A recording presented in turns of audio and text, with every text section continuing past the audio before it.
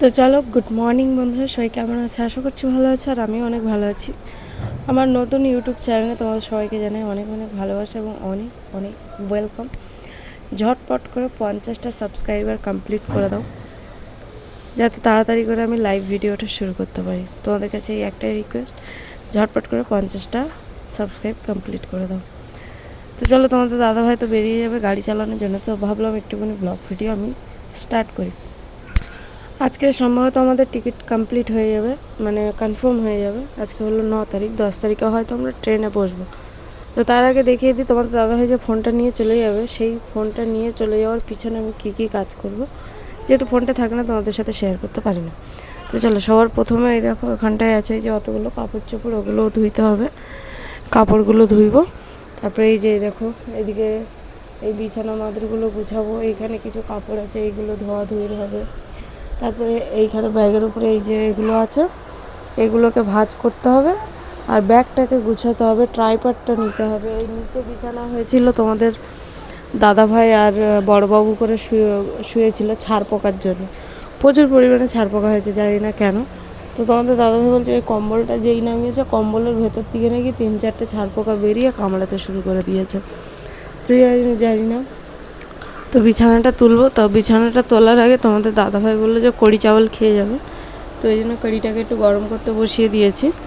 তো এদিকে কড়িটা গরম হোক, একটু ফুটুক, যেহেতু জল ঢেলেছি।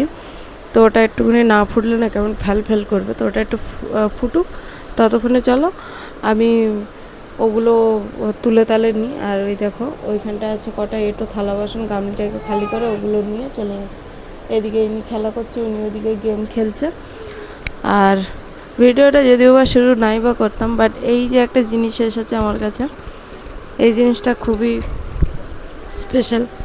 তাই ভাবলাম না, এসেই যখন গেছে তাহলে আর কাজ বন্ধ করে লাভ নেই, চলো শুরু করা যাক। তো চলো শুরু করি, কাজ বাজগুলো স্টার্ট করি। সে গুড মর্নিং। Good morning. দাও। ও আবার নেওয়ার জন্য বেশি লাফালাফি করে, আর নিলেই শুধু যা ইচ্ছা তাই করে। চলো, আমরা এখন ভাতটা খাচ্ছি। ব্যাগ ফ্যাগ পুরো গুছানো হয়ে গেছে। এদিকে যে এখন বিকেল বাজে 5টা 38। আর এই দেখো আমাদের গাছের লঙ্কা তুলে আনছি। তো প্রথম যে লঙ্কাগুলো হয়েছিল এই যে এইগুলো হয়েছিল, তার কত পরে এই লঙ্কাগুলো হয়েছে। কিন্তু দেখো কি বড় লঙ্কা, এটা তোমার দাদা ভাই খাক। তারপরে এই যে এটা একই গাছের এই দুটো লঙ্কা, আর একই গাছের এই দুটো লঙ্কা, এই বুড়লের লঙ্কা। এরপর দেখা যাক কতটা ঝাল। তো কালকে তো আমরা ট্রেনে বসবো, ব্যাগ ফ্যাগ সব গুছানো হয়ে গেছে।